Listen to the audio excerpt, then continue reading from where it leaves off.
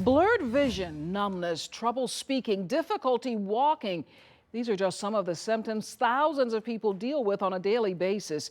We're talking about multiple sclerosis. It's a debilitating disease with mystery still surrounding its cause.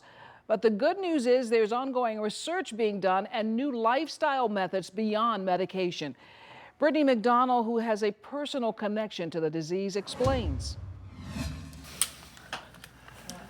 Nick Candarelli has dealt with multiple sclerosis every day for the past 20 years. Sometimes there isn't a magic bullet.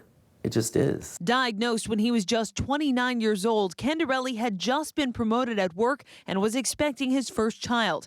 Now he's retired at 50, walks with a cane, and says he's in pain every day. You know, it's things that you used to be able to do that you really can't do anymore. It's an unpredictable, progressive, disabling disease without a cure that can deteriorate the body. Bon Secours neurologist John Hennessy, who's seen Candarelli for 2 decades, he's a survivor, and even has a wife with the same illness, calls it an immune attack. The coating on the nerves, the insulation, has been stripped away by an immune-directed reaction. Some of the biggest challenges up front, not even knowing you have it. It may be passed off as it's your nerves, or it's an insect bite. And not knowing where it comes from or how to avoid it. We're not sure exactly what starts off this immune attack, but we do know that the ramifications are that there are different types of symptoms that occur. Those symptoms range from numbness in the limbs and double vision to severe pain and difficulty walking, sometimes even an affected state of mind. Anything within the central nervous system confines can be affected, potentially. But it's not a fatal illness. It's very manageable with several treatment options and ongoing research. I'm extremely hopeful. Like many with MS, Candarelli relies on a weekly injectable medication, using the same one since his diagnosis. And if I wasn't taking Avonex, I'd probably be in a wheelchair.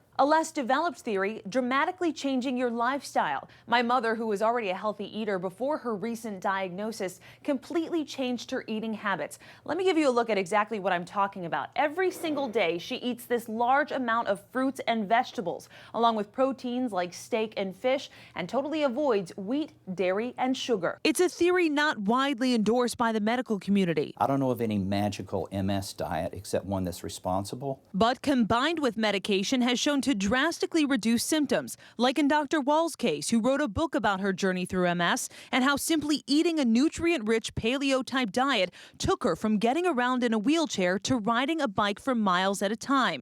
Montel Williams, who suffered from the disease for years, swears by healthy eating and exercise to reduce pain and inflammation.